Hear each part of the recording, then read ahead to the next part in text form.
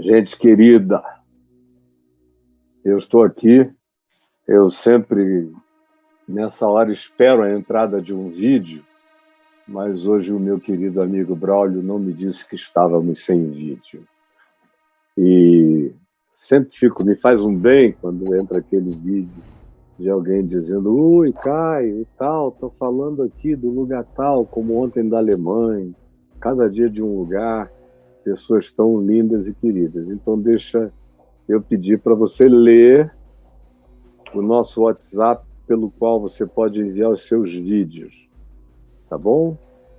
Mas eu vou pedir para o Braulio fazer isso daqui a pouco. Agora eu quero que você abra comigo, aí mesmo, Braulito, em Lucas, no capítulo 10, do verso 25 ao verso 37, eu deixo com você essa pergunta: a vida eterna tem algo a ver com o trato do meu próximo?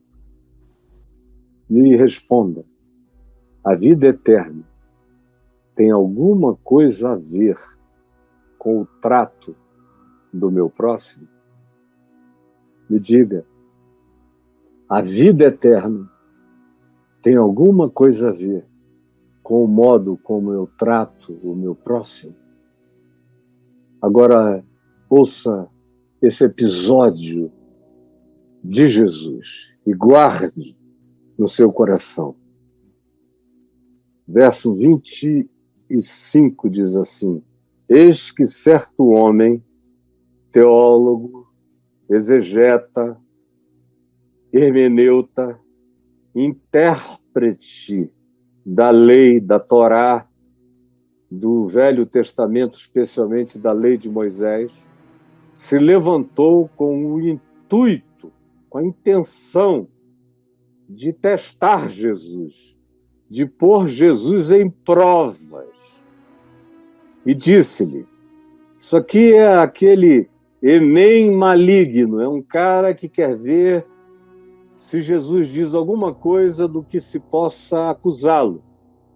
E a primeira pergunta é essa: mestre, que farei para herdar a vida eterna? Ele traz uma questão de natureza escatológica e soteriológica. Soteriológico é o que é pertinente à salvação, escatológico é o que é pertinente às últimas coisas. Mestre, rabino, rabai, que farei para herdar a vida eterna? Então Jesus lhe perguntou, devolveu a ele, que era um homem tão culto, tão erudito, faz uma pergunta dessa natureza, tão básica. Jesus perguntou: o que está escrito na lei? Tu estudas tanto, sabes de cor. Como tu interpretas a lei acerca do tema que tu me propuseste?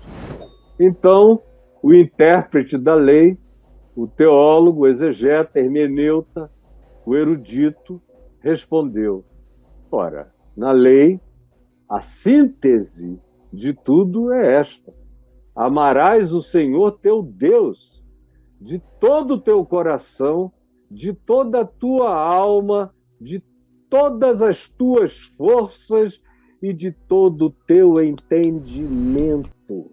E mais, amarás o teu próximo como a ti mesmo.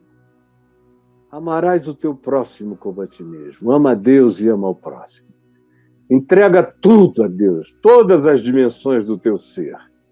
E faze isso ser positividade, amor, graça, verdade e justiça na direção do teu próximo. Ama a ele, o teu próximo, como a ti mesmo. Então Jesus lhe respondeu: respondeste corretamente. Se fosse aqui em casa, a Adriana iria dizer: parabéns! Quando alguém dá uma resposta dessas assim, óbvias, aqui em casa tem essa troca de parabéns! Faze isto e viverás. Disse Jesus a ele. É isso aí. Respondeu corretamente. Agora, não é só saber, meu filho, é fazer. Fazer. Fazer. A ênfase não é em saber, é em fazer. Como disse Tiago, mostra-me a tua fé sem obras, e eu, através das minhas obras, te mostrarei a minha fé. Porque a ênfase não está em dizer, em saber, em confessar, mas estar em fazer isto, em viver, como Jesus repetiu diversas vezes, que bem-aventurados são aqueles que ouvem a palavra dele e a praticam. Aqueles que, sabendo a vontade do meu Pai, disse ele, a praticam. E a vontade do Pai está revelada em Jesus, no Evangelho. Respondeste corretamente. Agora, faze isto e viverás. Ele, porém, querendo justificar-se, perguntou a Jesus, olha só, o cara agora já está querendo se explicar, por não saber para onde ir, por não ter saída. Ele começa a querer arranjar uma relativização para si mesmo. Então, na intenção de se justificar, porque antes era o intuito de provar Jesus. Agora, diante do fato de que ele teve que responder o que ele não podia negar saber, tendo ouvido de Jesus que não era só para saber, era para fazer, e a vida eterna seria provada por ele, agora querendo, na segunda rodada, se justificar, perguntou a Jesus, quem é o meu próximo? Oh, pergunta mais cretina, meu Deus. Que pergunta cretina. Quem é o meu próximo? Todo mundo que não quer enxergar o próximo faz essa pergunta. E, aliás, a maioria das perguntas humanas são feitas para que o cara tente se justificar de alguma coisa, tente pretextuar na perspectiva de não se implicar em relação ao que sabe e não pratica. Aí tem sempre alguma coisa a mais, tem estudos a mais a fazer, tem cursos a mais a se dedicar, tem doutrinas a aprender, vão sempre adiando, e para quanto mais distante se põe o próximo em questão, melhor para ele. E todo o trabalho de dissimulação de quem sabe e não pratica é criar mais argumentos de distração e de autoengano e de afastamento do próximo em nome de outros aprendizados, de ponderações, de reflexões, de equilíbrios distintos, enquanto Jesus está dizendo, cara, o que você já sabe é o bastante. Vai e faze, e terás a vida eterna. Aí ele diz, ah, legal, quem é o meu próximo? Dá vontade de pegar e passar por cima de um sujeito desse. Quem é o meu próximo? Está aqui de cima para baixo, o teu próximo sou eu, cretino.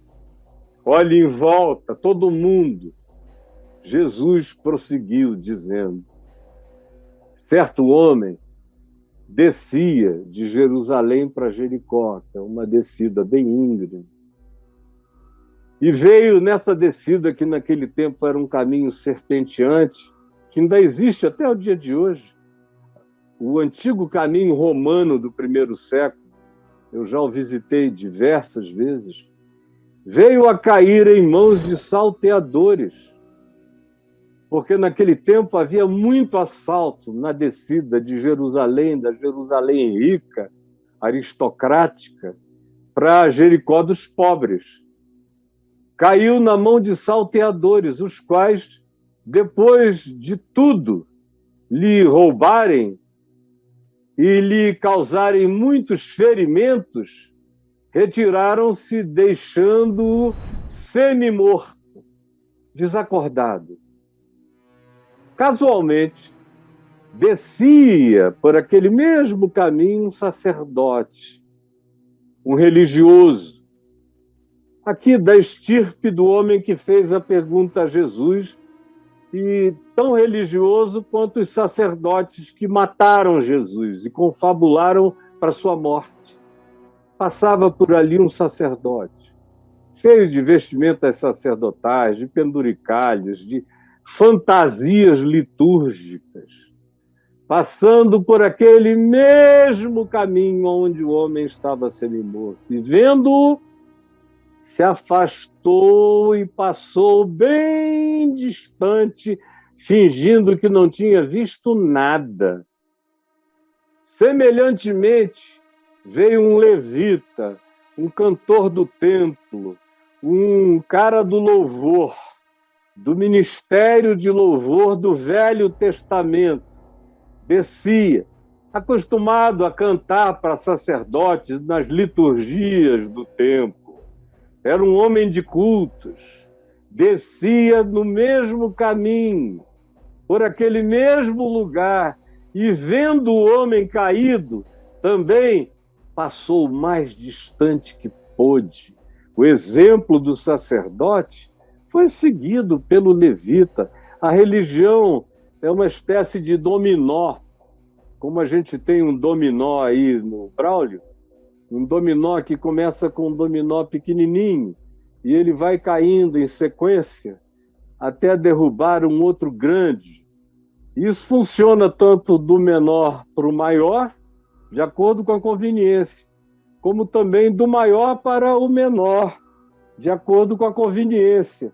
Nesse caso aqui foi do maior, que era o sacerdote, caindo, criando um comportamento no menor, que era o levita. Disse, bom, se ele que é ele passou distante, eu é que não vou fazer nada diferente.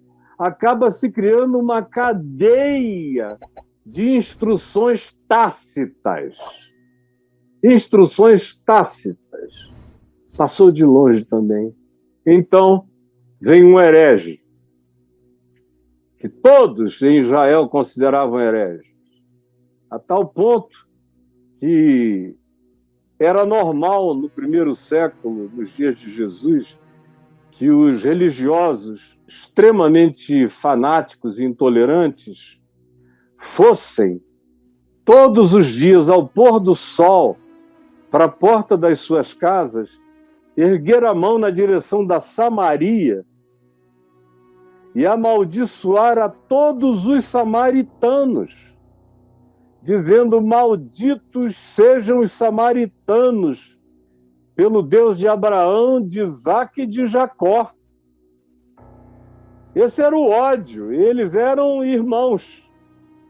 Era o reino norte de Israel que, quando foi para o exílio, não se manteve etnicamente puro, como os judeus que foram para outro exílio fizeram. Então, se tornaram vira-latas, repudiados, desprezados pelos judeus ortodoxos, pelos senhores do templo, pelos donos da religião.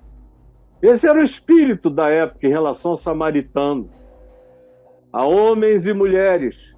As mulheres eram mulheres rameiras, prostitutas, gostosas e oferecidas. Aliás, são bonitas até hoje, lá em Samaria. Cada perna, cada coxa, cada mulherão, impressionante. Como disse um garotinho outro dia, impressionante eu, épico. E a última vez que eu estive lá, se não me engano, era num sábado, eu pedi para o nosso chofer, para o Issa, fazer uma volta por dentro dos lugares íntimos da Samaria, em Siquém, para mostrar exemplares das mulheres samaritanas para minha mulher, para algumas pessoas da minha família que estavam no carro. Todo mundo ficou impressionado com o desenho das mulheres samaritanas. Fecha o parênteses. Então, é essa estirpe do indivíduo que chega, esse vira-lata para sacerdotes, levitas e judeus, e que seguia o seu caminho. Ele estava andando no seu próprio caminho e passou-lhe perto. Ele estava acostumado a ver gente caída na vida. Ele tinha que a vida inteira escolher lugares perigosos para viajar, para não ser objeto de preconceito e intolerância dos religiosos de Israel contra ele ou eles samaritanos. E então esse homem, vendo o outro caído, sem querer saber quem era o outro, a procedência, o pedigree, a linhagem, o DNA, a cultura, a religião, nada. Viu e se compadeceu dele. E chegando, cuidou dos seus ferimentos, aplicando-lhe óleo e vinho. Antigamente, na realidade, a ordem de asepsia era invertida. Se passava primeiro o vinho, como antisséptico. Se passava, ardia, lavava-se os ferimentos. Depois vinha o óleo para cobrir. Mas aqui há uma inversão de uso dos elementos e se começa primeiro com o óleo e depois com o vinho. É uma sutileza singela para mostrar esse trato de carinho. Primeiro amolece os ferimentos, depois ele lava, depois ele ata. E então, colocando sobre o seu próprio animal, sobre a sua condução, levou-o para uma hospedaria ali do lado, próxima, e tratou dele algum tempo, continuou cuidando pessoalmente. No dia seguinte, ele tinha que ir embora. E então tirou 2 denários, que para a época era um bom dinheiro. Tirou 2 denários e o entregou ao hospedeiro, ao dono da estalagem, dizendo: cuida deste homem. Não disse, cuida desse samaritano. Era um homem, era só um homem, mas um homem, apenas e grandiosamente um homem. Cuida deste homem, e se alguma coisa gastares a mais, eu te indenizarei quando voltar. Passarei aqui, se houver alguma coisa a mais, eu pago. Então Jesus volta-se para o exegeta, para o hermeneuta, para o teólogo, para o religioso, para o estudioso, para o acadêmico, interessado em vida eterna, mas que gostaria que a vida eterna não tivesse implicações tão profundas na relação dele com o próximo. Veio Jesus e lhe perguntou: qual destes 3, sacerdote, levita e o samaritano, qual destes 3 te parece ter sido o próximo do homem que caiu nas mãos dos salteadores? Qual? Qual desses 3 te parece ser o homem que foi o verdadeiro e genuíno próximo daquele que caiu na mão dos salteadores? Dize para mim, me responda, disse Jesus. Qual destes? Então lhe respondeu o intérprete da lei e disse o que usou de misericórdia para com ele. O que usou de misericórdia para com ele. Ele nem quis dizer o samaritano, porque o preconceito era tão grande. Mas ele não podia negar, senão era a mesma coisa que assinar um atestado de estupidez, de fanatismo, de intolerância, de atitude retrógrada, que ele não podia mais dela se desviar, nem fazer moonwalking. O que usou de misericórdia para com ele. Mas não disse o samaritano. Não disse. Era quase uma blasfêmia dizer o samaritano, o espírita kardecista, o católico, o ateu, o agnóstico. Quem foi Quem foi que cuidou? Os Médicos Sem Fronteira. Quem foi que cuidou? Quais foram as mãos que levantaram e cuidaram? Então, a religião é forçada a responder o que usou de misericórdia para com ele. Então lhe disse Jesus: vai tu, e procede de igual modo, como ele já tinha dito. Respondeste corretamente, faze isto e viverás. Ele conclui outra vez dizendo: não é na base da logorreia, nem do discurso, nem da tese sociológica, nada disso. Se não se transformar num fazer concreto, não passa de logorreia, de gonorreia oral. Vai e procede tu de igual modo. Procede tu de igual modo. Agora me responda: a vida eterna tem algo a ver com o trato do seu próximo? Me diga. Me diga. Eu não vou ler para quem sabe ler. Nem vou apresentar um texto em braille para quem pode me escutar. Quem tem ouvidos para ouvir, ouça. Quem tem olhos para entender, entenda. Quem tem coração para compreender, compreenda. Jesus, que a tua palavra nos esbofeteie. Tire de nós a nossa maldade, a nossa disfarçatez, as nossas máscaras de piedade, de teologia, de religiosidade, de eternos adiamentos da prática do bem, em nome, às vezes, da oração, que precisa ser feita para sempre. E dela nunca se sai para uma ação que ore enquanto age, que seja uma oração. Salva-nos dos pretextos que nós arranjamos para atrasarmos sine die aquilo que nós sabemos que precisa ser feito já, hoje e agora. Salva-nos dessa doença da falação, da reflexão eterna, que não acaba nunca. E você vê os mesmos refletindo para sempre sobre aquilo que anos atrás já refletiam e continuam sem nada fazer.